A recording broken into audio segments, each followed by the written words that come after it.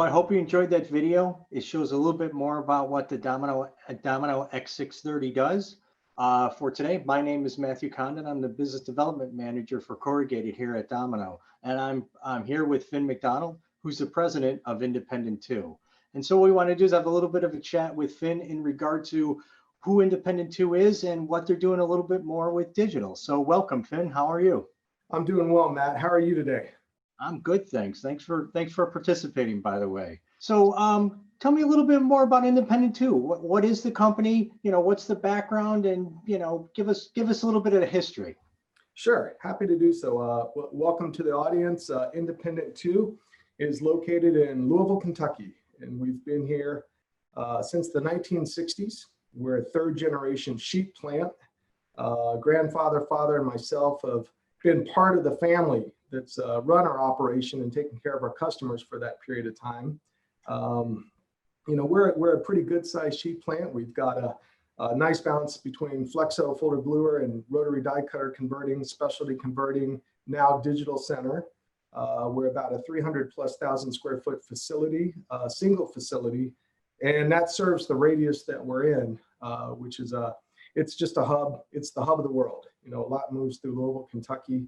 My role as president at Independent really is to help us continue to serve our customers in the manner that we've done for generations, and that is to keep our quality, keep our dedicated service, share and bring innovation to them so that they can experience packaging success. That's our current motto or brand statement. My other roles include certainly hiring and retaining our talent, and also making sure that we develop partnerships in the industry that allow us to bring converting technology, digital technology, any other type of technologies that help us, again, stay ahead of the market. Great, thanks. In regard to kind of the type of work that you do, what kind of markets and industries you serve? I mean, what type of corrugated jobs are typical and kind of, we'll say kind of the heartbeat of Independent 2? Sure, really, fairly traditional segments. Food, beverage, and spirits are certainly a big piece of our portfolio. What you would broadly call home goods. I mean, that is generally anything that could build a home, anything you buy for the home. That's a very healthy part of our portfolio. E-commerce in all its shapes and sizes is a dynamic part of our portfolio. Protective packaging, I don't want to call it industrial, but protective packaging, something where the functionality is in the structure, perhaps not in the print performance, is also an important part of the mix that we serve. Quantity-wise, Matt, we remain, if I say we remain somewhat all over the place, that'd be accurate. We do truckload business. We'll do a lot of business in that mid to low thousand range. Okay. We've got some specialty equipment, some Solarco box makers, and some equipment that allow us to get down to the hundreds and produce that very quickly, kind of keep that small agile work off the main line. And that's those quantities, that range of quantity really matters. We do a tremendous amount of inventory work as well. So we're going to produce in advance of our customers' needs so we can have it or they can have it at the exact time, the exact quantity that they want it. Okay, this kind of maybe leads into the next question, but where do you see those order counts going? Are they going up? Are they going down? Is there more variations in SKU? I mean, what are the customer expectations that you're seeing now that could be, are they changing? Let me ask that. Sure. I think a couple different ways to address the question. One is, if I generally say order quantities aren't going up, that'd be accurate. Kind of this exact quantity, this almost hyper just in time, nearly like a Condon type of service. That is something that we expect will increase. I think over the past year, that traditional model of forecasting or annual usage, I think is going to go through a period of transition because frankly, this economy can get moved dynamically, quickly. So we think that agility, smaller quantity, quicker turns is not just a near-term focus of ours, but maybe a longer-term focus. When you get back to what you would call traditional business, obviously the ability to I will say, change your message, react or respond to the times that you're in, is something that we're also planning on. We don't think it's going to happen. We think we're actually in it or at the front of it. So if you've got items that, all of a sudden those, business moves, it was a US based business. It has to go maybe over a border to get produced. Well, all of a sudden, all that print has to change in a heartbeat. Or if the customer wanted to insert a message that relates to the times you're in, be well, wear a mask, be safe, we're in it together, something like that. Right. And we're being asked to address those changes and to do so quickly and dynamically, and really without a whole lot of change in the day-to-day process, if you will. So how has COVID affected the business? I mean, what are the differences compared to a year ago? Sure. Yeah, I think COVID. I would imagine most of the folks on the chat, might be shaking their heads that COVID has had an impact on the economy. And those, I think the changes are generally, it's in the planning and it's in the response time. So traditional planning is certainly, it's under a great deal of pressure, but the response time can't ever lag. Customers need to serve their customers in the manner with which it was promised, no matter what happens ahead of that. So we are faced, I think many are faced with that challenge of, there were no orders last month, there were no needs, there was a shutdown, or frankly, a plant maybe had an operational challenge with labor. Everything was down, and then boom, everything is back. So our position is we have to have the assets, we've got to have the equipment, the technology, the processes to be able to react more quickly than a company that really took pride on being a pretty fast turn company. Now we've got to step it up. So now it's a bit of lightning fast now than just really fast. Yeah, it's a bit of lightning fast, Matt. None of the other assumptions change. Quality still has to be, what was expected. Innovation still has to be what was expected. Performance still has to be what was expected. The price is still supposed to be in the context with which it began. Right. Yeah. Do you ever expect it to start to go back to the way it was before, even post-COVID? Or do you think what has been put in place now is now the new customer norm? Great question. I probably can't give a full answer to it. What I would say is it'll be a bit of both. If it's a certain scale, maybe that industry or that scale will go back to where it's at. But actually, if you said there's been disruption, there's been a lot of people who have been able to manage it, right? They've found a way to get to market or get to consumer or get the doorstep in new ways. And I think they're really harnessing that opportunity. They may be able to essentially directly sell to their customer where there might have been some steps, more traditional steps in place. So I think, if you were that business and you can reach your customer more directly with maybe more direct messaging and more direct return, I don't think that would go back. So I think we've got to be able to handle both. Well, speaking of disruption, why digital? What are the drivers that decided independent to that going digital is really the move forward for your company? Right. Well, it was if I say it was a decision or a vision or something that we've been excited about for over a handful of years, that'd be accurate. We've always believed in the values of digital and what it can bring in the change of messaging, the change of brand, the increased amount of excitement or content or critical content that it can add to a package, the ability to help sell on the shelf or surprise at the doorstep. Been longtime fans of that. What we hadn't been able to do is really find the type of digital that applied to our business. And that's something that we kind of had, they say true love finds you. So we kind of had to wait for the best equipment, the best technology, the best partner that met our we think of it as our everyday needs. And, that's something that we're excited about, certainly to get introduced to your company, your technology, and X630i, because that's where we said, okay, Now we've got the asset, now we've got the partner, that we can become disruptive. We can go out into our market and disrupt it with these new opportunities. Well, I find the term that you use really interesting. I know other people have said this as well, as you use that term everyday digital, which is not, I haven't heard a lot of people in the market use that term. Can you explain a little bit what that means and how that I guess is part of independent too? Sure. Yeah. Great question. And the way we look at everyday digital, Matt, is that if you maybe make a broad definition of flexo caliber digital, or digital flexo replacement, something that begins with that kind of understanding, then to us, it opens up the playing field that we really operate in and day out. We have never been a high graphics display house or point of purchase house.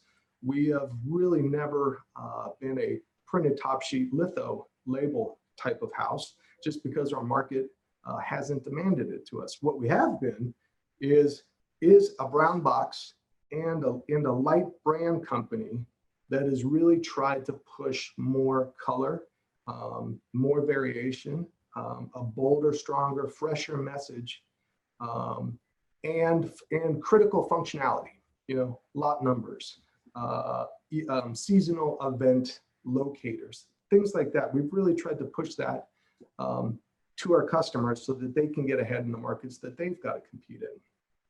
We've known what we've needed on an everyday basis, but we hadn't really had the opportunity to apply a production ready digital asset to that opportunity.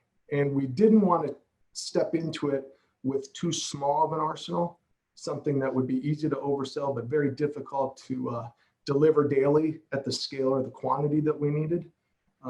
We needed to really be careful about it until we found, again, a partnership and a press that could really meet our opportunity at scale and help us drive forward. Oh, great. That's really interesting. What about, I mean, I guess how do you see the future? Is the future going to be expanding the everyday? Would it be going into other segments within corrugated using the digital asset? I mean, how do you see the world moving forward from an independent tube point of view? Sure. Well, I do think, again, kind of going back to the everyday model, in-house, what we're doing is evaluating two types of work. Really this body of internal work. So it's customers we already have, and it's print that we're already applying to their orders as they come through the schedule.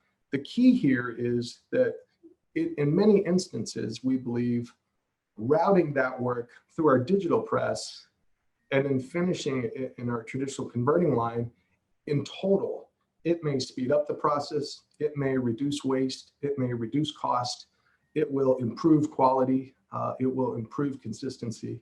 Even in a two-step model. Even in a two-step model, Matt, even in a two-step model, because what we're trying to do is, again, if you think of our main line, there are really just a few things that can slow our main line down. So that would be not having the raw material. It would be not performing well during a setup or a changeover. It would be problems managing a job through the press.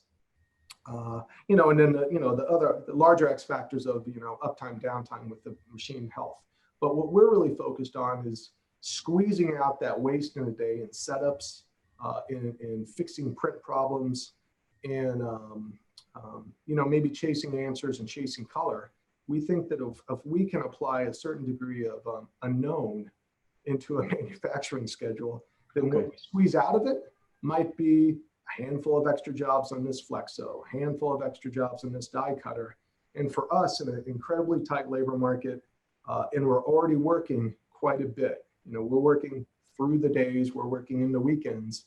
We've got to find every efficiency, every opportunity we can to get more done with who we have in the time allotted.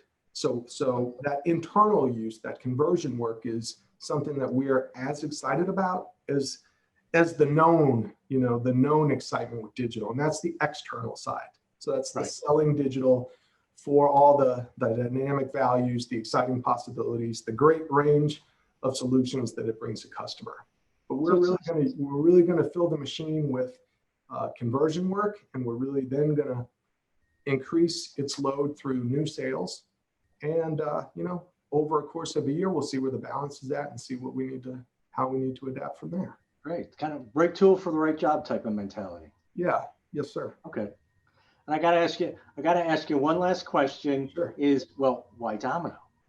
Oh, well, I mean, I'll tell you, like I said, we had spent years learning about digital, and we'd had some tremendous experiences, with our industry, and meeting a lot of people, seeing a lot of great work, and really always coming away going, that's beautiful, but it just doesn't apply to our day. Beautiful work, but doesn't apply to our shop, doesn't meet what our market needs. When we learned about the X630i, when we learned about the DNA behind the machine, which is this nice combination of Sun's lineage in the corrugated industry, their knowledge of feed and transfer, combined with the global resources and vision of Domino, and their ability to really have a vision to say, we will become digital leaders in media, in the channels that we choose to.